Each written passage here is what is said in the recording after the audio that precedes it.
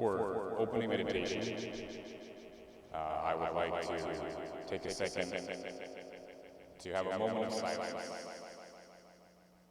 for the people who lost their lives on September 11th, 2001, which had its 20th anniversary yesterday.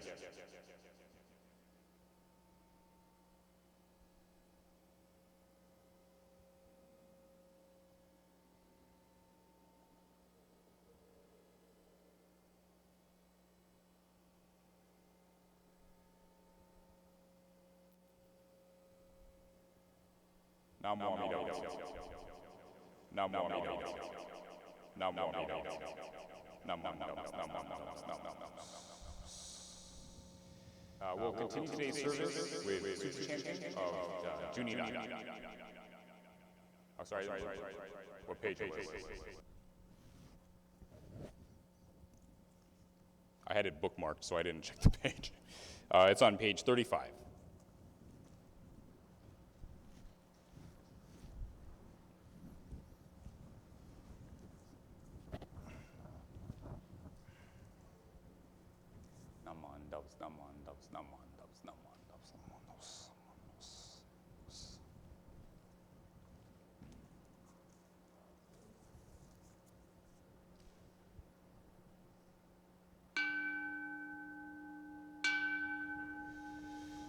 慶州天人職業阿弥陀千両族尊在未明安那国無量武士衆意女金色心情如せのシャマタ行如造文両目上脈少年へ子が将来未来尊面前炎上如満月以降有如千日月少女天空くしら子が将来未来尊観音将来観中十修十瞑想法諸言のぶくげろまけまん子が将来未来尊無備無垢交渉上習得経血女国小さり悪徳自在子が将来未来尊実法妙門菩薩衆無量小魔上三段一生修上願力人子が将来未来尊根体保険師匠家前言少女明大座お膝上如千の子が将来未来尊実法将来勝負し権限人図し安楽戦後尊厳上空将来未来尊小無常無我と薬如水月天陽の一種説法無明寺古が将来未来尊非尊無説無悪名薬無女人悪道夫主任死神教非尊古が将来未来尊非尊無量勉強無所修悪知識往生不退死亡来古が将来未来尊我説非尊苦六寺修善無縁了解水小逆前言小乗者平成修上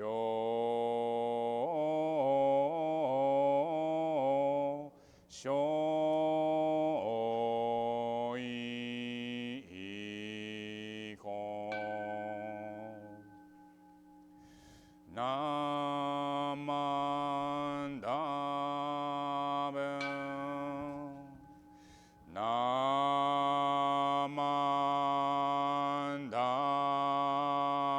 ベナマンダベナマンダベナマンダベナマンダベがんにしくどく平等聖祭道恩菩大心往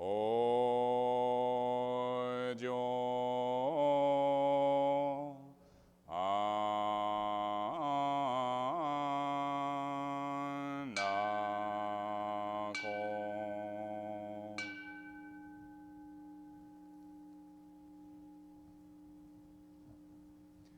Namandavs, namandavs, namandavs, namandavs, namandavs, namandavs, namandavs, namandavs.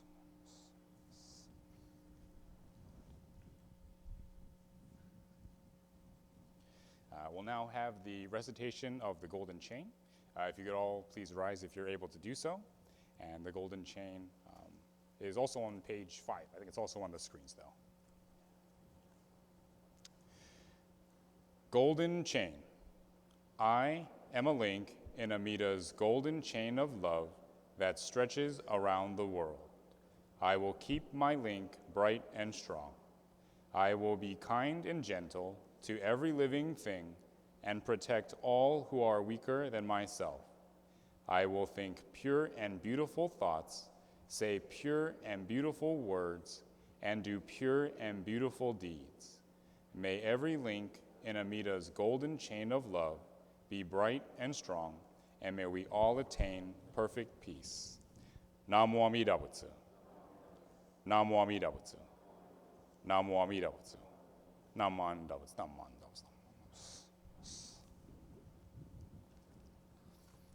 You may now be seated.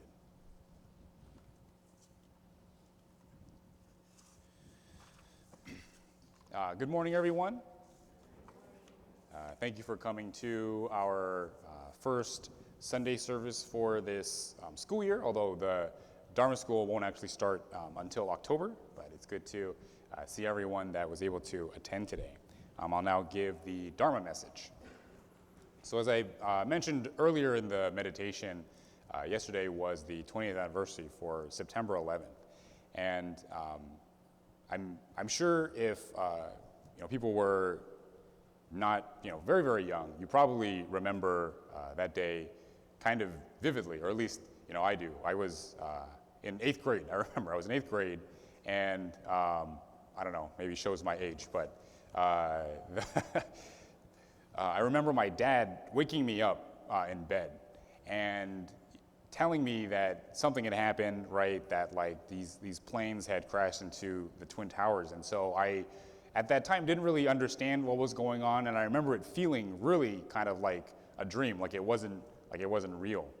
And then, of course, getting ready, then going to school, and we didn't do anything at school except watch the news. So every class we went to, they had a TV in there, and we were looking at what was going on, and the teachers were trying to talk to us about what was going on, right? Kind of a young age, didn't really understand, and then, of course, being on the West Coast, we didn't really, we weren't really understanding what was going on over there. But it was this terrible day, this awful thing happened, and of course, a lot of lives were lost. And so there's these memorials that are set up for the people there, also in the other places where planes were crashed. But New York and these other places were able to recover and get better, to come back even stronger. And there's certain people's stories that are able to, we're able to learn from, in my opinion. There's a certain individual that had their story published, and this individual's name is Tom Lowe. And so he was actually born on September 11th and was in the towers when the attack happened. So it was his 23rd birthday, and he was working for a finance firm. And in the article, he says, as a child, he always wanted to be a doctor and to own a restaurant, which is, to me, one of the most beautiful things about being a child, that those two dreams could coexist. Because in my adult mind, I'm like, oh, those are really like different things. You probably couldn't do that, but for children, anything is possible, right? Like you could say, yeah, I want to be a vet and a firefighter, and that's completely fine. Like that makes absolute sense as a child, but as an adult, you start coming into these things of like why that wouldn't work. But having that imagination was fantastic. So that was his dream, and he actually enrolled in culinary school after college, was working at a restaurant, but it really scared him because the money wasn't good, the job wasn't super stable, and so he used his connections to get a job in finance. So he was working in finance. He was actually 3 weeks on the job when the planes hit. So he kind of tells this story about what happened, how he was in the South Tower. So the North Tower was hit first, and he ends up seeing all these papers like falling down out of the window, and so kind of wondering like what's going on. This was, of course, a time before smartphones, so we couldn't just look up what was going on in the news. Even when things were on the news, it wasn't like it was just instantly, right? You had to go and like find a TV or something that had it on, that you could understand what was going on. So after that happened, people came up and they were kind of trying to tell people like you could evacuate if you want to, we're not really sure, but then the second plane hit, and then that was when he knew something was really wrong. The building, I guess, was shaking, but everyone filed out, and even then they still didn't really know what had happened. They thought it was something residual from the other tower. So they go down to the first floor, and they actually told them not to go out into the street because it was really dangerous. So they went down to the basement and out through a connection to a mall that was connected to the towers at that time. So they finally make it out They go up the escalator back to the service level, and the first thing everyone does is they go and they look, and they see that the two towers are both smoking. And so they realize kind of the crazy thing that had just occurred, that they were unaware of because they were inside the building. So he runs and he finds a phone, which again, right, not everyone had cell phones, so he had to find a phone to call his family and let them know that he was okay, because for the last 6 hours while this was going on, they had no idea if he was alive or not. So, there was just this like silence on the phone after he said hello, and then they both, started crying because they realized that he was okay. So very, emotional, reuniting, I guess. Even if it was only the phone, right, they were able to know that he was safe. But following that brush with death, he really understood that you don't know when any of our time is going to be, really. Like something like that, obviously doesn't happen to a lot of people, but we don't know what's going to happen to us in our lives. That this next day that we have really isn't guaranteed. So he began to, he quit his job in finance and began to pursue becoming a doctor. So he went to medical school, and he hit up one of his old bosses and started working also at a restaurant. And he enjoyed both of them, right? He loved the food, being around that kind of thing. So while he was in school, he was doing kind of both the things that he loved. And eventually he was able to become an anesthesiologist and was working at a hospital. And while he was doing this, he actually came across a Chinese restaurant in New York where it's called, Spy, kind of like a spy that, international spy, and the letter C, and then cuisine, so spicy cuisine. Yeah. And it's kind of funny it had that name, but it starts to make sense because he got to know the owner. So the food was really good. He went there a lot, got to know the owner, and the owner was an immigrant from China, and he didn't speak very good English, so he wasn't able to market very well. He couldn't make the menu enticing or anything. So he started to give him suggestions about what would help make the restaurant better. And eventually, he ended up becoming a partner when they moved locations, to get the business to grow and everything. And so he achieved both of his dreams, which was kind of amazing. But it was from this motivation that he got that he knew that life was much too short to sit in a job that wasn't fulfilling to him and pursue really what he wanted to do in life. And then recently, when the COVID pandemic happened, he started to recognize that he could, again, make a big difference. So he saw all the people dying around him, recognizing again that mortality that all of us had, and seeing that while it might be scary to go into his own kind of business, it would allow him a lot more freedom to do what he wanted to do. So he opened up his own anesthesiology practice, so he could make a bigger impact in the families, or excuse me, in the community as well. So for myself, it was a very inspiring story coming out of this real dark tragedy, right? And I think a lot of us might also have some kind of experience in our life like that, but fortunately, I think a lot of us don't, right? A lot of us have lived pretty good lives when we think about it, right? Like we haven't had too many brushes with death or having members in our family that have passed away suddenly. And so we don't really have that kind of motivation that someone gets when they recognize their own mortality. But it's important for us to see that, and when we come to the temple, when we listen to the teachings, it's constantly trying to remind us to that fact.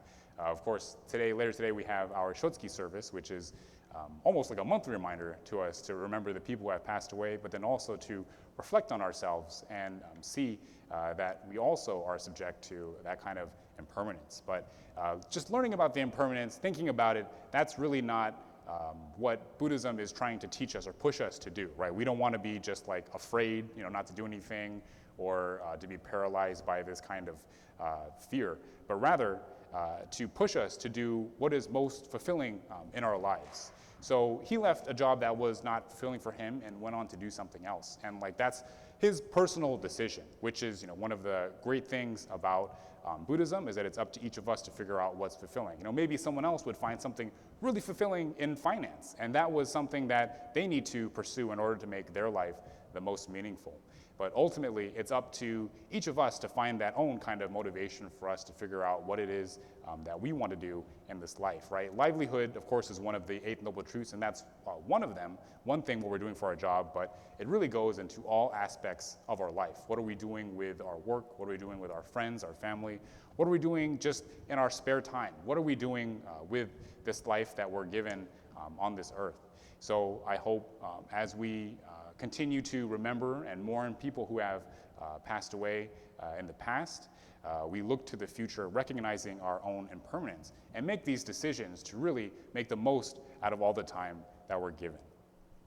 If you please join me in Gassho. Namo Amida Butsu. Namo Amida Butsu. Namo Amida Butsu. Naman Dabutsu. Naman Dabutsu. Naman. Okay, if you would all please rise again, if you're able to, we'll have our Gatha, Ondoksan 2. Stuart, can I sing or no? So I can sing. Yeah, singing? Okay.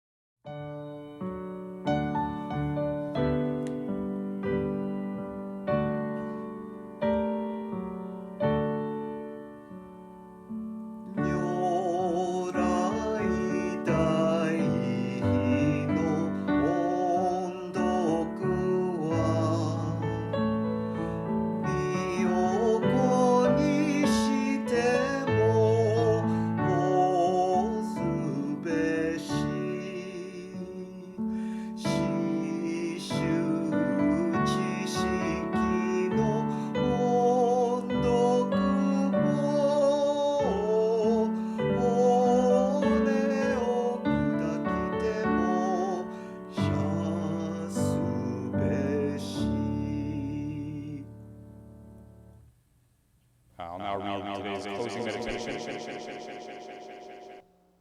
Yesterday's me is not the I of today. Namo Amida Butsu. Namo Amida Butsu. Namo Amida Butsu. Naman Dabutsu. Naman Dabutsu. Naman Dabutsu. You may be seated. Okay, we'll now have announcements.